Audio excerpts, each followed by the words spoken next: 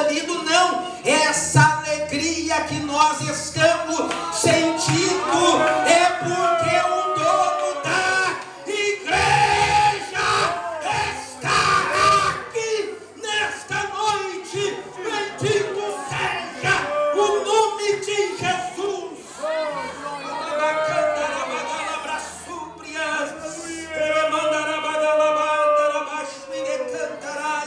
Para não sentir, o camarada tem que estar morto. Mas se ele estiver morto, Jesus está aqui, ressuscita ele, coloca o Espírito no coração dele, para ele sentir a presença do nosso Senhor. Por toda a graça derramada, Senhor, meu Deus, meu Pai, em nossos corações, ó Deus. Não é só dando glória a Deus por isso, aleluia.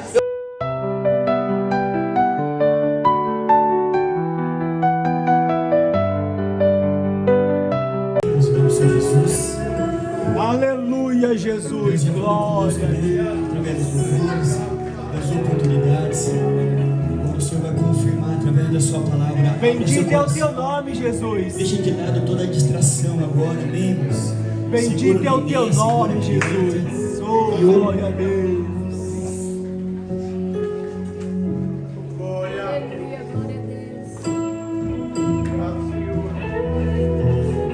Aleluia, Jesus, glória a Deus.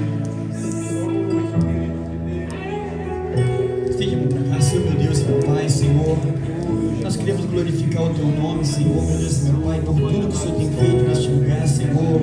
Por toda a graça derramada, Senhor, meu Deus e meu Pai, em nossos corações, ó Deus. Mas nós queremos pedir a Ti, Senhor, meu Deus e meu Pai, em nome de Jesus. Continua, Senhor, conosco, Senhor. Usa o teu servo, ó Deus, que estudou, que buscou, Senhor, que se esforçou em Ti, em consagração, Senhor. Usa com poder, unção e grande glória, Senhor. Meu Deus, assim como o Senhor envolveu grandes homens no passado, Senhor, e eles foram usados tremendamente, Senhor. Eu peço a Ti, Senhor, usa o teu servo, Senhor, meu Deus, meu Pai, nesta noite, ó Deus. Traz, Senhor, meu Deus, meu Pai, aquilo que está, Senhor, meu Deus, em teu coração para as nossas vidas, Senhor. E ministra a tua vontade, Senhor. Ministra o teu querer, Senhor. Pai, que toda distração na mente e no coração, Senhor, venha cair por terra, Senhor. E que o Senhor venha ser o centro, Senhor. Usa o teu servo em nome de Jesus. Amém. Ainda de pé, amém. Nosso Senhor. Aleluia, Jesus. Aleluia. Louvado seja o nome do Senhor. Amém, irmãos. Tome seu assento, por gentileza. Louvado seja o nome de Jesus. Irmãos, antes de nós adentrarmos na palavra de Deus, eu gostaria de aqui fazer as minhas considerações, porque eu acredito e quero crer que no final não vai dar tempo para isso. Porque está o mover do Espírito Santo de Deus aqui no Aleluia, Jesus, glória a Deus. Para não sentir, o camarada tem que estar morto.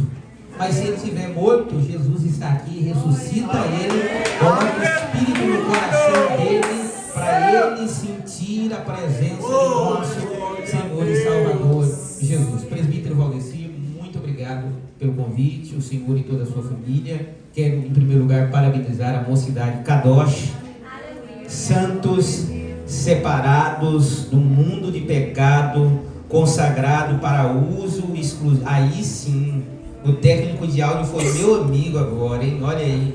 O técnico de áudio está me ajudando ali. Obrigado, meu filho. Ele vai me ajudando aqui. Aleluia. Eu vou controlando a voz aqui. Muito obrigado. Que Deus abençoe sua vida poderosamente. Amém. Quem dá o copo de água para um servo do Senhor recebe galardão do profeta. Imagine quem arruma um microfone. Nossa, eu quero louvar a Deus por isso. Parabenizar a mocidade Kadosh aqui da congregação de Minocamo, do estado de Gifo. Eu quero louvar a Deus por vocês, pela vida de cada um daqueles que aqui vieram, por todas as congregações adjacentes que estão aqui cooperando. Irmãos, uma coisa que eu fiquei espantado aqui, eu fiquei feliz, porque aqui ninguém se sente pertencente de um único grupo, né? Aí de repente a mocidade Comac junta com a mocidade de não sei o que, e o Takashi está em todas, irmão, e eu estou só dando glória a Deus por isso, aleluia. Eu estou louvando a Deus. Olha lá no fundo lá, rapaz, mas o homem é bênção de Deus, louvado. E aqui ninguém se sente, né? E todo mundo toca, e todo mundo canta, e todo mundo toca não sei o que, e parece que é uma congregação só. Parece que não tem a congregação de Itacarema, não tem a congregação de Etizen, lá de Ocate, não. É o povo de Deus que está aqui adorando e bendizendo o nome do Senhor, irmão. Que atmosfera maravilhosa. Quando eu vi isso, eu lembrei lá de Atos dos Apóstolos, que vai dizer que eles não tinham seus bens próprios por seus próprios, mas tudo era comum. Ou seja, o carro do irmão era do irmão, mas ele também era dele, o outro podia usar, a Bíblia do irmão pegava emprestada e estava tudo ok, porque agora nós somos um em Cristo Jesus. Agora nós somos um em Cristo Jesus, por isso eu louvo o nome do Senhor. Eu quero trazer também a saudação do nosso setor de número 2, que está sob os cuidados do nosso pastor setorial, pastor Edevaldo Militão Machado, que está aqui representando, estamos representando a congregação de Iuata, o presidente Rodrigo, nosso vizinho, amigo, Colha Cavode. Que Deus te abençoe, meu irmão, que Deus te abençoe. Nós louvamos a Deus, desde o período da tarde, nós estávamos aqui no podcast, foi uma bênção, irmão, mas que maravilha. Você que não veio, você não perdeu, mas deixou de ganhar. E nós já estávamos naquela atmosfera, né? Nós não somos mais novinhos, não. Nós não somos mais novinhos, não. Mas na presença de Deus, irmãos, até a alegria, ela dá. Imagine nós que fomos vivificados, estamos em Cristo, irmão. Nós estamos eu estou com uma pilha aqui. Jesus amado, se deixar por mim, é que o presbítero me deu um horário, mas se deixar por mim, irmão, nós vamos até de madrugada. Eu moro um pouquinho longe, moro lá, né, pertinho do presbítero Rodrigo, mas se for por mim, irmão, nós vamos aqui a noite inteira. Aleluia, até amanhecer, dando glória a Deus, vendo pessoas sendo batizadas com o Espírito Santo, falando em línguas estranhas, sendo curados, sendo transformados, porque nós estamos numa atmosfera, irmãos, onde nós temos liberdade para adorar a Deus. Você tem liberdade para adorar a Deus. Se você falar em língua estranha, na hora que eu estiver pregando, pode falar em língua estranha, irmão. Se você quiser sair correndo, fazendo um aviãozinho da glória, porque nós estamos na presença de Deus, irmãos. Nós estamos na presença de Deus. A timidez ficou de lado, a vergonha ficou de lado. Nós estamos livres. Outrora estávamos aprisionados pelo pecado, estávamos, irmãos, ligados ao império das trevas, mas agora nós somos livres para adorar o nome do Senhor. Nós somos livres para glorificar. Irmão, não tem problema de você chorar, borrar maquiagem, fica tranquila, não esquenta com isso não. Chora na presença de Deus, se alegra na presença de Deus, irmão, porque essa alegria que nós estamos sentindo, eu estou sentindo essa alegria. Essa alegria, irmão, não compra com dinheiro, não. Essa alegria que nós estamos sentindo aqui, presbítero Valdeci, não é por causa da decoração que foi muito bem feita, não é por causa dos louvores que foi escolhido, não. Essa alegria que nós estamos sentindo é porque o dono da igreja está aqui nesta noite. Bendito seja o nome de Jesus.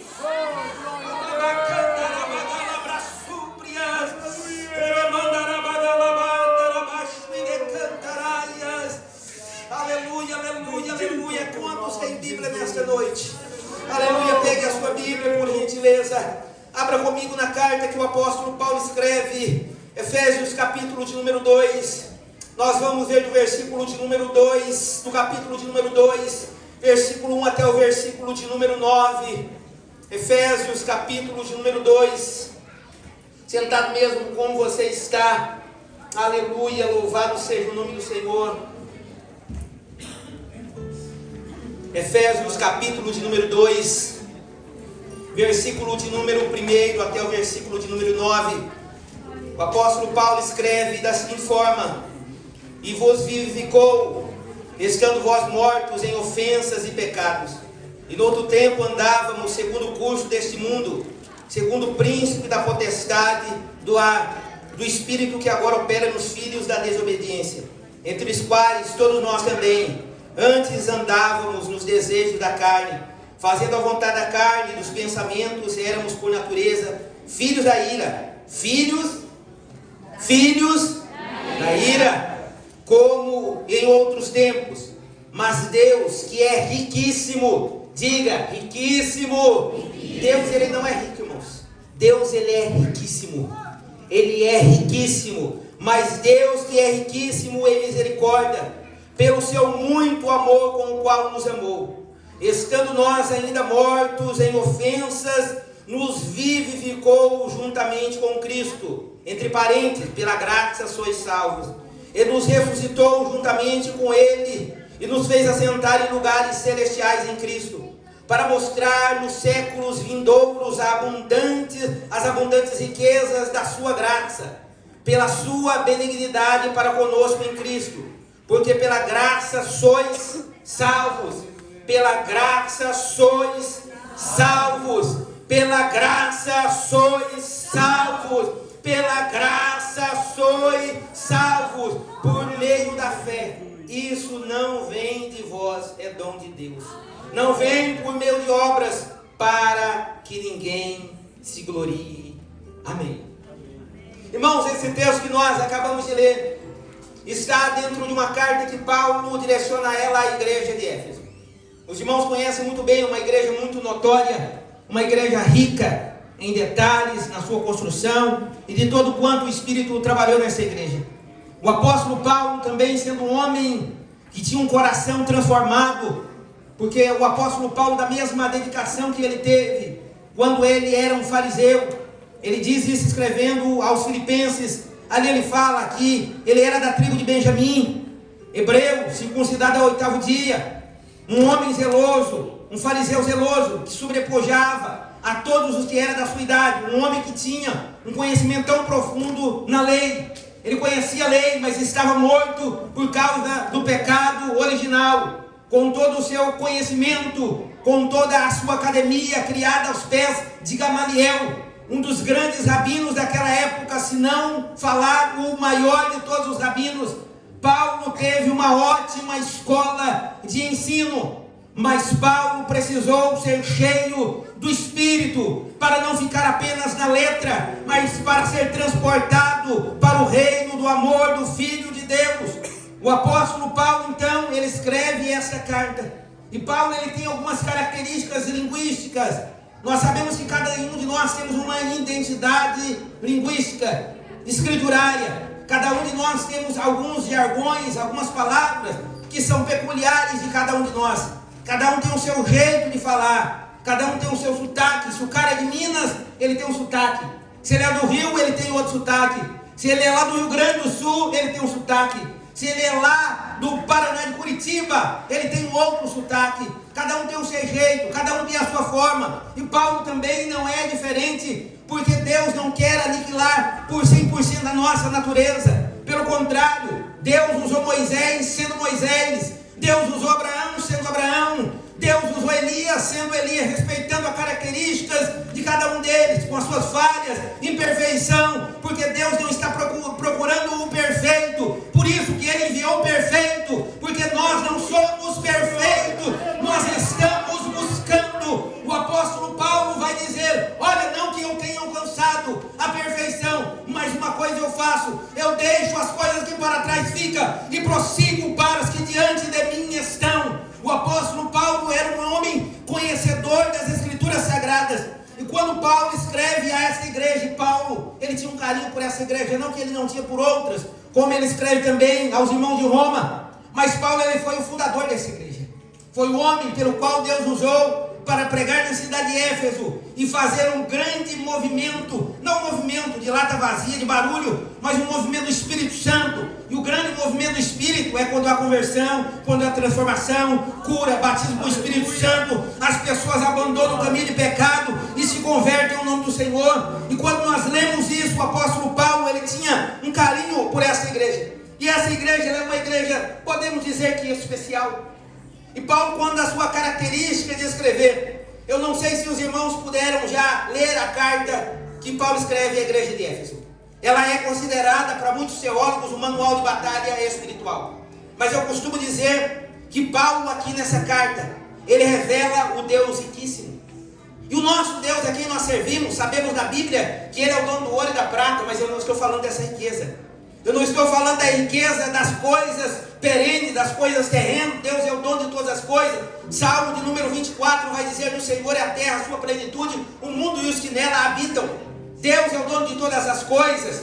Ele é o criador de tudo. A sua palavra diz que no princípio Ele criou todas as coisas, não havendo nada, Ele disse: haja e houve. Ele soprou nas narinas do homem fôlego de vida, e o homem se tornou alma vivente. Quando nós lemos o livro do profeta Ezequiel, nós vamos ver ali o reboliço do vale de ossos secos, aonde Deus pega ossos e coloca no teu espírito, porque Deus é o único que tem poder de dar vida para o morto. Ele é o único que tem esse poder. O apóstolo Paulo, ele ressalta, deixa isso muito salutar aqui. O apóstolo Paulo, escrevendo essa carta à igreja de Éfeso, ele usa algumas palavras de maneira repetitiva, de maneira até redundante, mas o interesse de Paulo é que a igreja de Éfeso, não somente a igreja de Éfeso, mas os irmãos, de forma geral, pudessem compreender esse Deus que é riquíssimo, mas não rico do ouro apenas, da prata. Ele é rico, dono do ouro e da prata, de todas as coisas. Todo mundo está na palma de suas mãos, como diz em Jó, que ele detém na palma de suas mãos toda a terra, a todas as águas da terra ele segura na concha das suas mãos. Ele que dá vida, Ele que ressuscita, Ele é o dono de tudo, e nós não precisamos nos alongar nisso. Mas Paulo, ele apresenta esse Deus riquíssimo. E por que que o Paulo ele usa essa figura de linguagem que nós não vamos encontrar, embora Paulo ele tenha uma característica de escrever, uma característica de falar, mas para essa igreja, parece que Deus, Ele direciona, não é que parece, de fato Deus direciona Paulo para algo especial. Porque a cidade de Éfeso era uma cidade muito importante naquela época, e até nos dias de hoje, pelo aspecto turístico, mas muito mais naquela época. Vocês já estudaram um pouco sobre, nas aulas da EBD, dá para a gente poder destrinchar um pouco mais sobre cada igreja. Quando nós falamos sobre as igrejas do Apocalipse, uma delas é a igreja de Éfeso, e ela tem algumas características. Era uma cidade grande, que tinha aproximado de 780 a quase 900 mil habitantes. É uma cidade que tinha um porto muito forte. Era uma cidade que culturalmente era uma cidade muito rica. Tinha pessoas vindas de todos os lugares. Ali havia cenários para adoração de ídolos. Ali havia o templo da deusa Artemis, ou a deusa Diana, que eles disseram que caiu de Vênus e veio, e ali eles adoravam. Era um polo comercial, econômico. Era uma cidade onde todo mundo queria estar. Era um lugar onde atraía todos os olhares para ela. As pessoas que ali chegavam, elas conseguiam prosperar, elas conseguiam construir a sua vida, porque ali tinha todos os elementos necessários.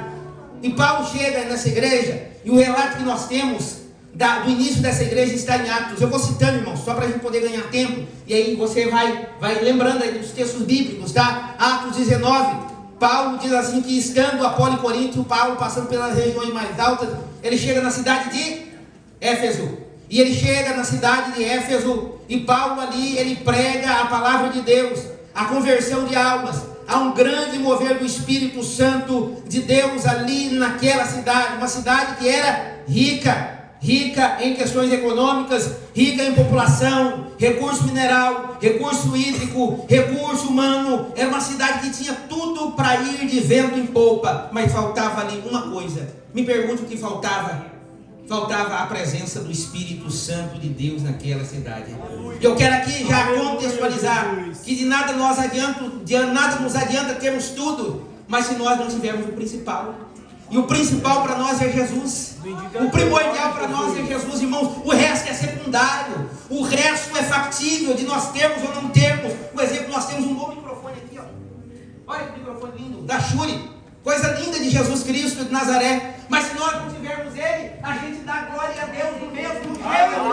A gente louva e adora o nome do Senhor.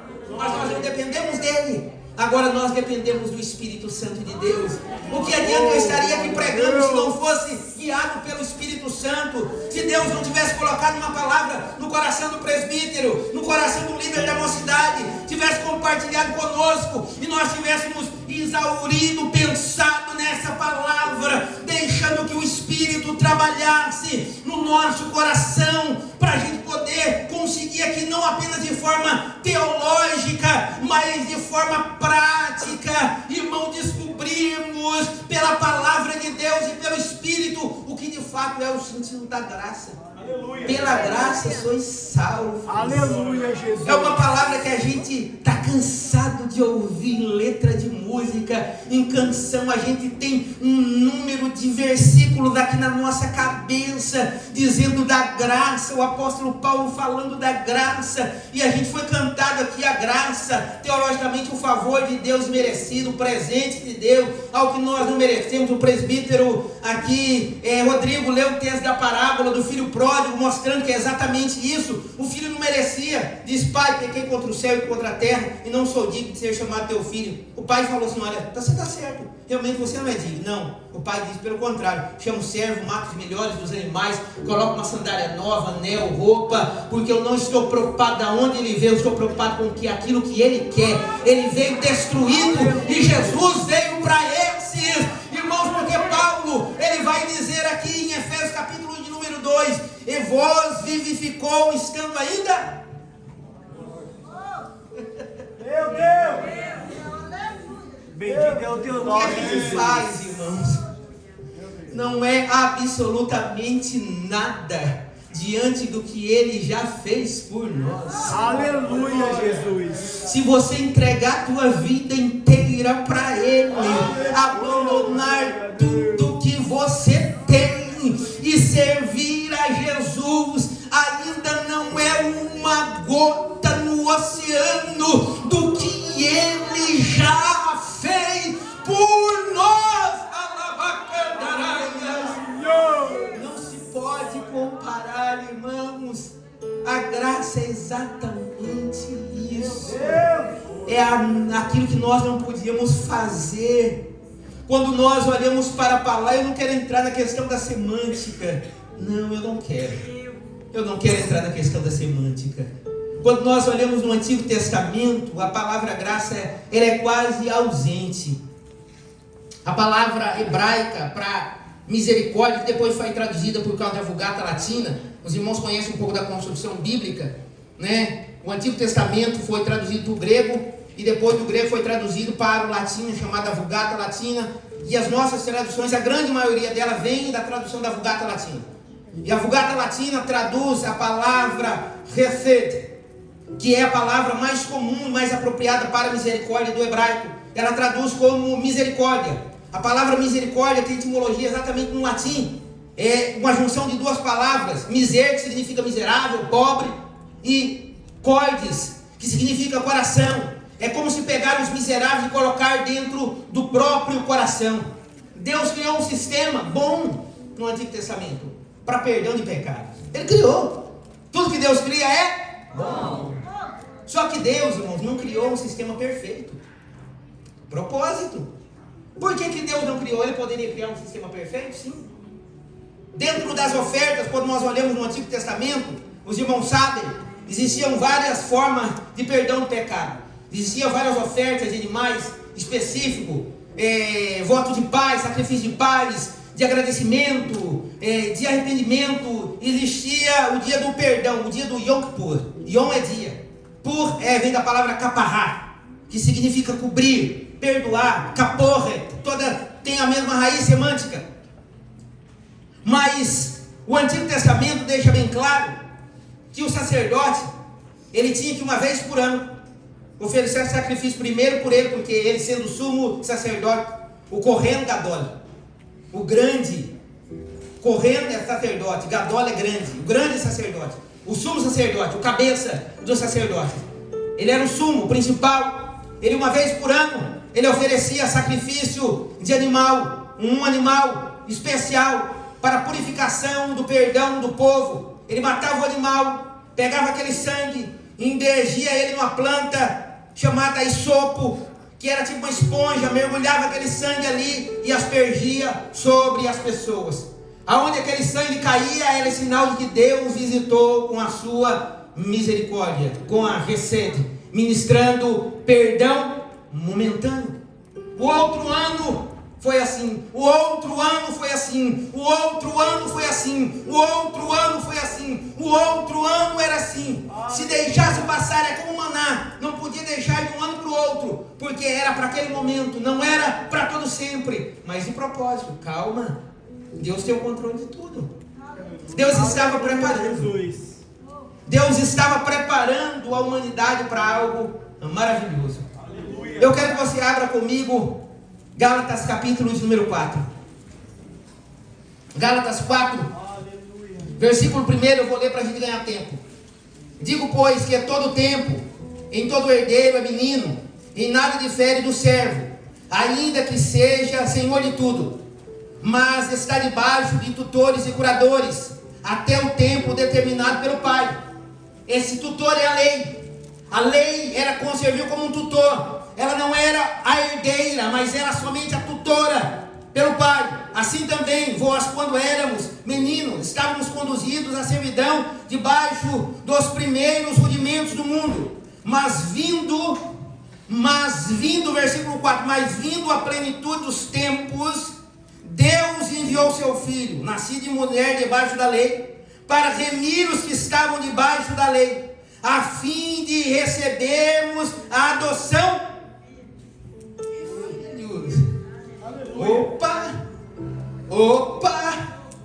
Opa, agora nós somos filhos.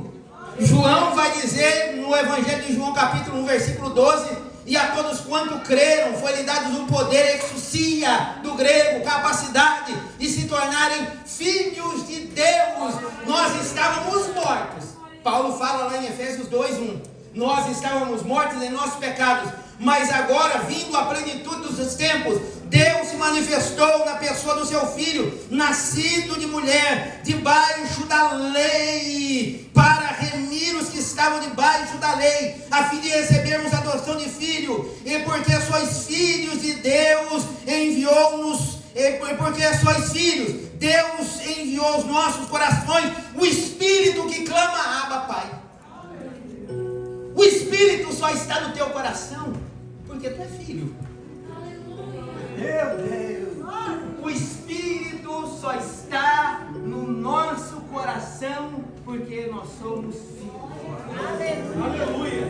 Se você for servo, mas não for filho, o Espírito não está no teu coração. A premissa para que o Espírito venha é que Deus seja o teu pai e você seja o filho. E quem é filho é herdeiro. Quem é filho goza de prerrogativas que, por mais que o dono da casa tenha aquele servo de autoestima, aquele mordomo que cuida bem, o bom trabalhador que administra bem as coisas da casa, mas ele é servo. Quando nós olhamos a história de Abraão, Eliezer era servo de Abraão, sim ou não? Temente a Deus, sim ou não? Obediente até a morte, sim ou não? E Abraão cogitou uma certa hipótese. Bom, já que eu não tenho filho, herdeiro, então o meu servo Eliezer, ele ficará tomando conta e ele será o meu herdeiro. Mas Deus falou, não, o servo não é herdeiro. Quem é herdeiro é o filho. O filho é herdeiro. Por isso que no Antigo Testamento o sacrifício de animal irracional só durava 1 ano e não era perpétuo, porque se fosse perpétuo o sacrifício de animais irracionais do Antigo Testamento, Jesus viria e não seria aceito. Mas quando só durou o tempo que Deus quis, não é o tempo que eu quero, não é o tempo que você quer, não é o tempo que alguém te diga, mas é o tempo de Deus, é no tempo de Deus. Não queira colher a fruta antes do tempo, é o tempo de Deus, é o tempo de Deus, é o tempo de Deus. Oh, glória a Deus! Veio a plenitude dos tempos. Os homens, sem o conhecimento pleno disso, acharam que Jesus era um falso profeta. Eles não puderam identificar o Messias, porque eles não eram filhos, eram servos. O filho, irmãos, ele é algo distinto, porque o cuidado que um pai tem com um filho, ninguém tem. O seu vizinho não cuida do seu filho igual você cuida, porque ele não é pai do seu filho, ele é apenas vizinho. O seu amigo pode cuidar muito bem do seu filho, mas Ele não vai cuidar tão bem quanto você, porque Ele não é filho dele, é filho seu. Mas você e nós, com todas as nossas limitações, nós vemos aqui hoje o texto onde Jesus diz que vocês, sendo maus, sabem dar boas dádivas aos vossos filhos, quanto mais o vosso Pai Celestial, Ele vos suprirá todas as vossas necessidades. Vocês são maus, mas se o filho de vocês pedir um pão, vocês não vão dar uma pedra. Vocês são terríveis, mas se o filho de vocês pedirem uma outra coisa, vocês não vão dar uma serpente. Pelo contrário, vocês são homens maus, mas sabem dar boas dádivas. Imagine o nosso Pai Celestial. Aleluia. Paulo então ministra a igreja de Éfeso. E Paulo, ele usa algumas características. Ele fala um exemplo no capítulo de número 1, versículo de número 7. Ele diz assim: em que todos temos a redenção pelo sangue, a remissão das ofensas, segundo as riquezas de sua graça. No capítulo de número 2, do capítulo de número 2, do versículo também de número 7, ele usa a mesma palavra para mostrar nos séculos vindouros as abundantes riquezas de sua graça. Isso daqui é chamado palavra no construto, associada com casa de oração, Beit Tefilá, casa de oração. Ele usa essa palavra em construto para correlacionar a graça com a maior de todas as riquezas de Deus. É como se um homem tivesse todo o seu patrimônio e ele pegasse todo o patrimônio que ele tem para comprar aquilo que não vale nada. Aleluia. Você entendeu? Um homem muito rico, ele pega toda a sua riqueza e compra aquilo que não vale nada. Porque a gente diz assim: tudo que é bom é caro, mas nós não éramos bons, mas Deus pagou um preço alto. Bendito é o teu nome, Jesus. Nós estávamos mortos em nossos delitos e pecados, andávamos segundo o curso desse mundo, éramos filhos da ira, desobedientes, ingratos, caluniadores, desobedientes a pai e mãe. Mas Jesus, ele não olhou isso. Jesus, ele não olhou isso. Ele olhou, ele comprou o lixo. Porque nós estávamos, irmãos, ninguém compra defunto. Ninguém. Sabe quanto que vale um cadáver? Nada. Não vale nada. Um homem vivo, ele tem um valor. Um exemplo: se alguém sofre um acidente, você tem 20 anos, sofre um acidente e você fica incapacitado de trabalhar, eles vão pagar a aposentadoria para você vitalícia pelo tempo que você viver. Mas o homem morto não vale absolutamente. Sabe quanto que vale um cadáver? Nem $1, nem 1.000 ienes. Pelo contrário, o homem morto tem que pagar para queimar, mas o homem vivo, o Senhor derrama no teu. Nós estávamos assim. Deus comprou cadáveres, chegou lá no necrotério e falou: quanto está esse cadáver aqui? Olha, o valor dele é incalculável. Me dá aqui, eu vou pagar um preço, eu vou pagar um alto preço por esse cadáver. Nós estávamos assim mortos, já cheirando mal, irmão, por causa do nosso pecado. Mas Jesus foi lá e falou: não, peraí, mas eu tenho a solução. Sabe por quê? Porque eles estão mortos, mas eu vou derramar do meu Espírito sobre todos eles, e eles, além de viver, ainda vão falar língua estranha, ainda vão ser canal de bênção, ainda vão pregar a minha palavra.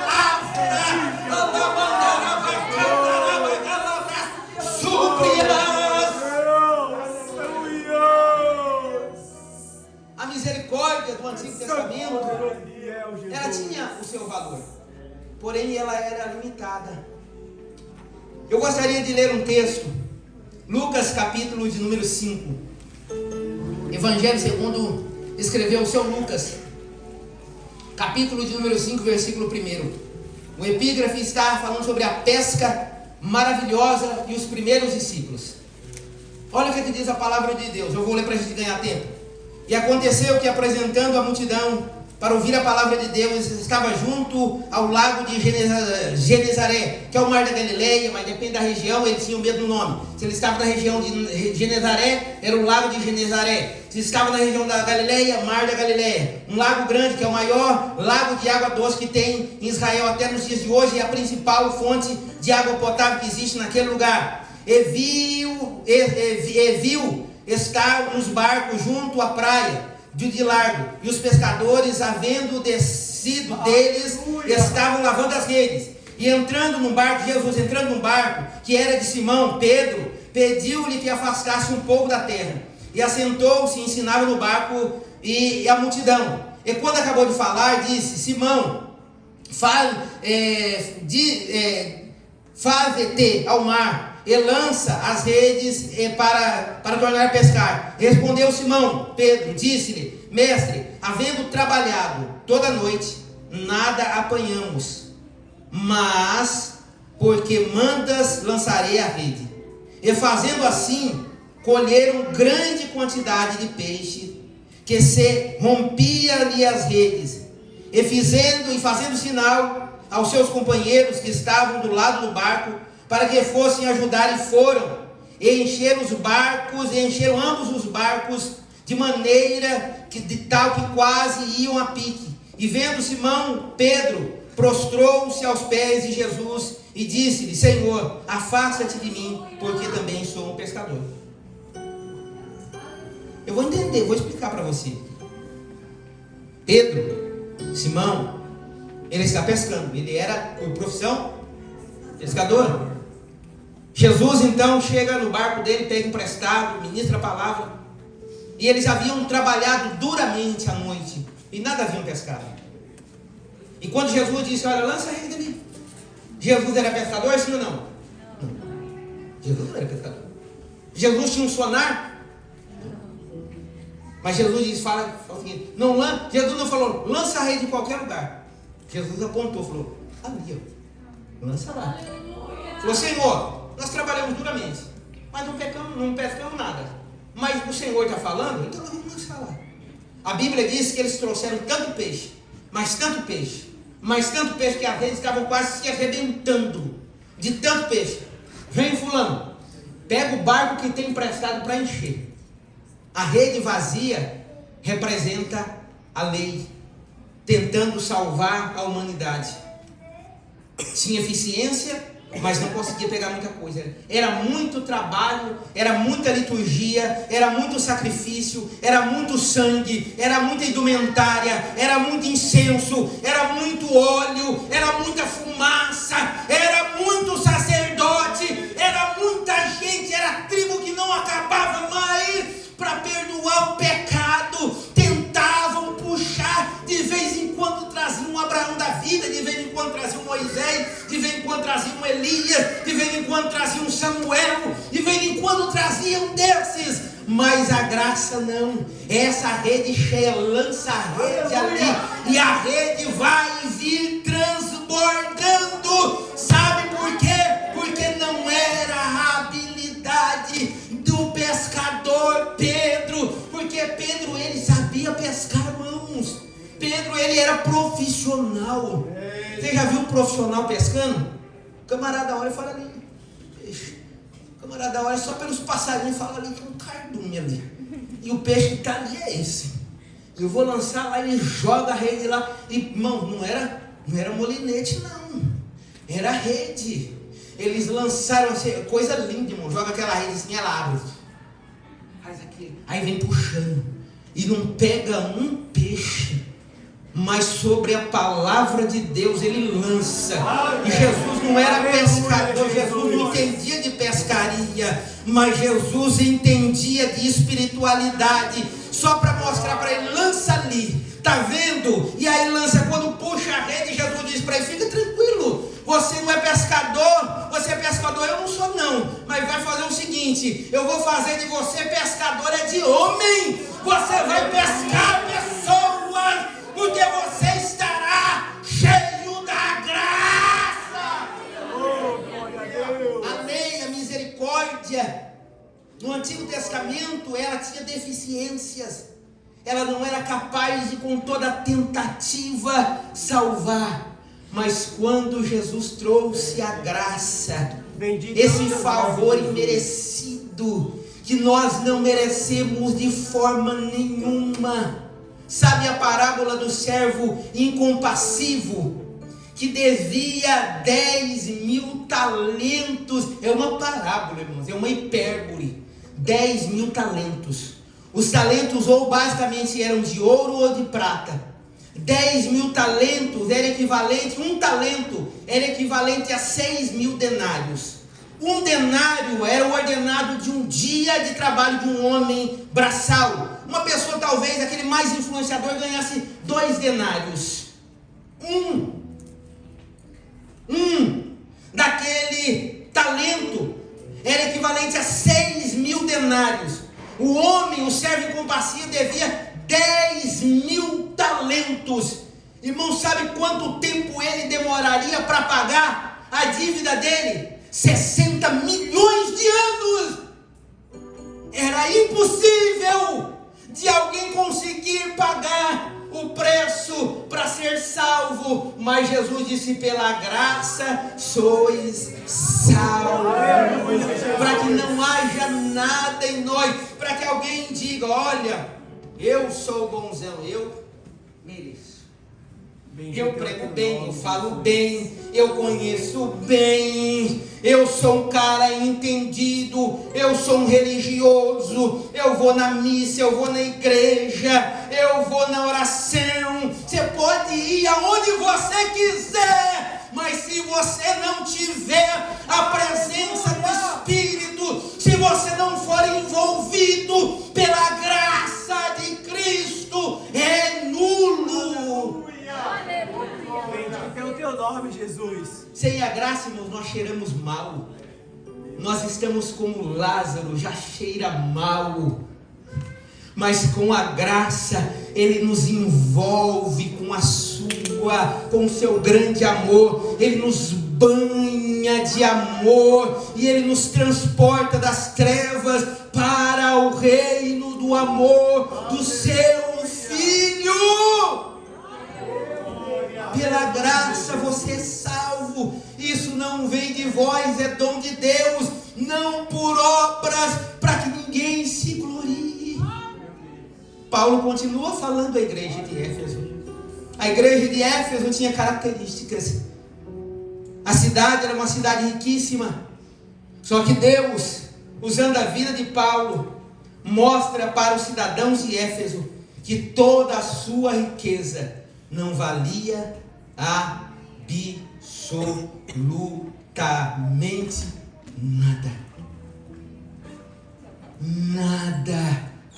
Nada incomparado àquilo que Jesus tem para nos dar. A graça foi cantada aqui. A graça não significa que é de graça. Não, alguém pagou por nós. Jesus, quando estava lá no Calvário, ele disse uma palavra em grego, tetelestai. O verbo ali é teleu. E o verbo teleu vem de um outro verbo que é telos, ou telós. E tetelestai, ele era usado em vários contextos, tanto no contexto religioso, jurídico, comercial. Basicamente significa ficar pago. Pense nas suas dívidas. Pense por ele, pense em todas as suas contas. E alguém chegar e falar: eu vou pagar tudo. E vai lá, você paga, e você chega lá: eu vim acertar aqui os meus atrasos. E aí alguém fala assim: eu também creio. Eu sou facinho para crer. Eu creio fácil, irmão. Eu nasci para crer. Aleluia! Eu sou movido porque eu creio. Eu creio. E fé não se explica, só se acredita. Bendito é o teu nome, Jesus. Um cara fala assim para você: olha, peraí, deixa eu conferir aqui. Não, peraí, está carimbado aqui que já está pago. Mas quem pagou? Eu não sei. Porque o que pagou, ele não está preocupado, não está procurando, ele não faz isso para ser honrado, porque ele já é honrado pelo Deus que o enviou. Ele não nos salvou para nós adorarmos, porque ele depende da nossa adoração. Não, porque quando Jesus despojou-se da sua glória, a Bíblia diz que ele tomou a forma de homem, se vestiu de carne, desse farrapo de imundícia, se tornou carne, foi vilipendiado, sofreu escárnio, foi chamado de comilão, beberrão, foi chamado de um homem que operava através do Espírito de Beelzebú, foi não aceito nem mesmo pelos céus. Ele estava na glória, junto ao Pai, com todo o poder, Mas a Bíblia diz que ele esvaziou, equinose, esvaziou-se de si mesmo, para tomar a forma de carne humana, para vir entre os homens, para salvar os homens, para ser morto e crucificado como um homem pecador, entre ladrões, sem ter cometido pecado algum. Sabe por quê? Não porque ele precisava, mas porque ele sabia que nós não tínhamos a capacidade de podermos experimentarmos as coisas celestiais, se não fosse por meio da sua graça e misericórdia. Aleluia, Jesus. Bendito é o teu nome, Jesus. Aleluia. Tu és santo, poderoso e fiel, Jesus. Eu quero ler um texto, 1 Coríntios, capítulo de número 13.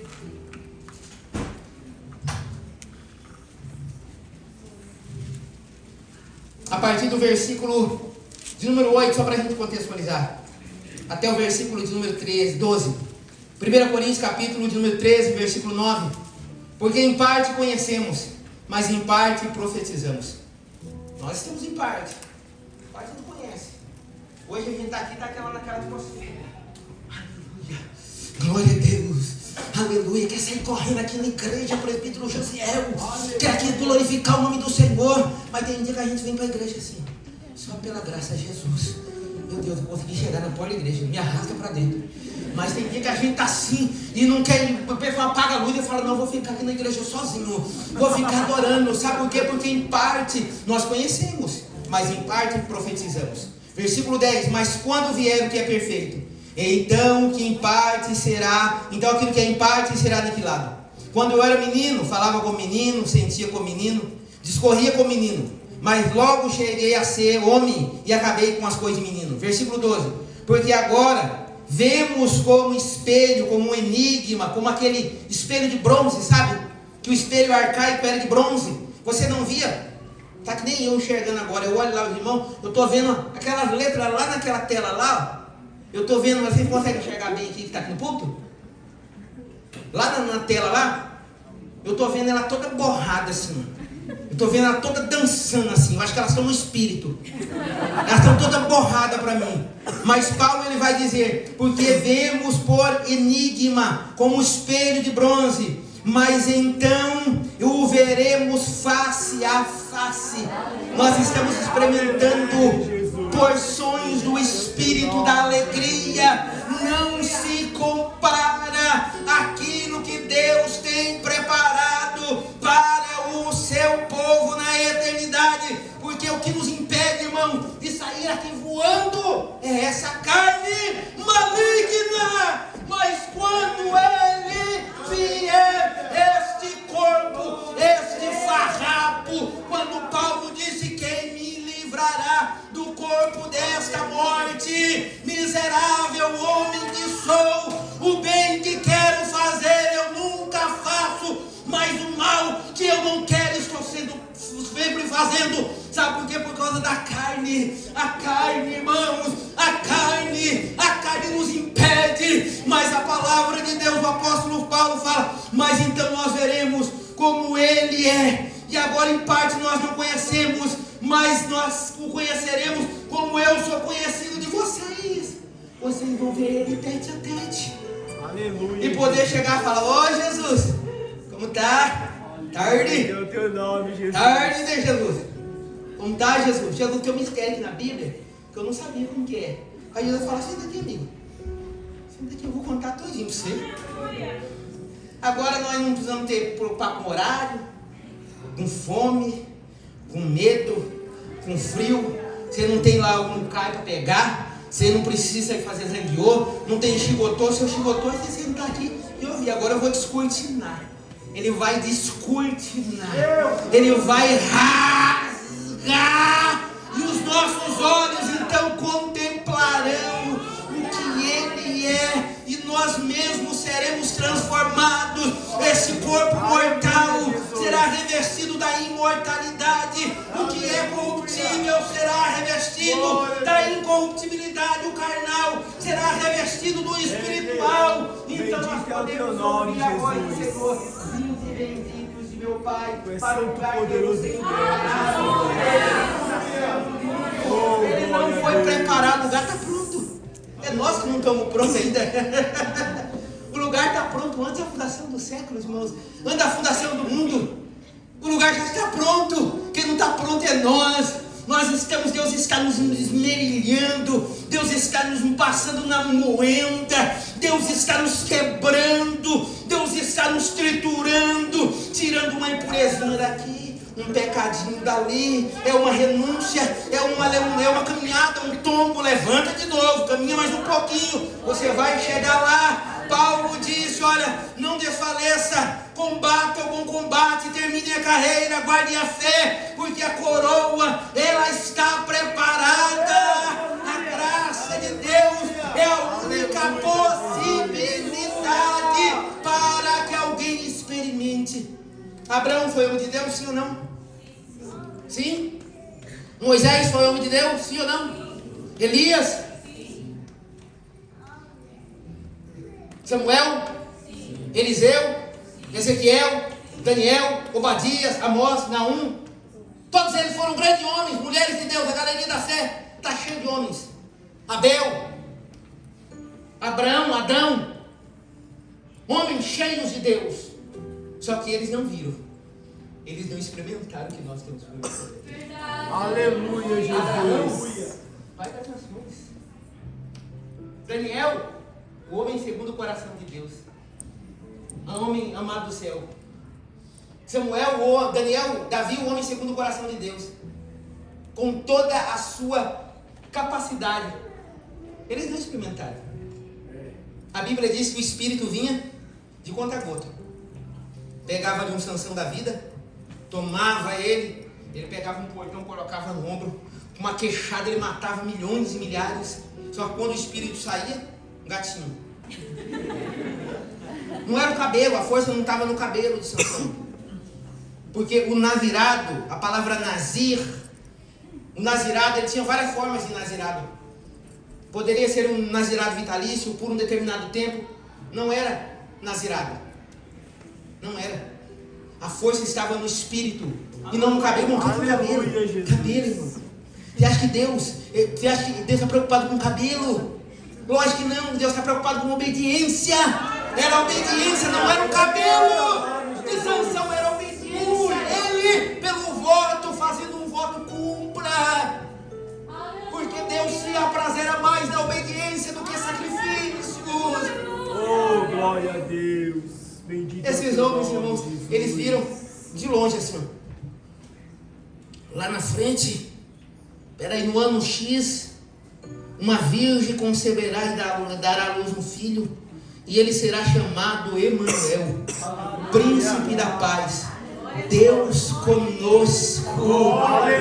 E ele vai nascer lá numa cidadezinha desse tamanico, vai nascer no lugar que não era numa maternidade, no palácio da descendência do sumo sacerdote, não, ele vai nascer lá, filho de José, o carpinteiro da Maria, da mocinha, aquela moça camponesa, mas se cumpriu, porque tanto José quanto Maria era descendência de Davi. Deus prometeu a Davi que do trono dele não faltaria um assentar no trono, e do trono dele brotaria o lírio dos vales, a estrela da manhã, o sol resplandecente que ilumina as nossas almas.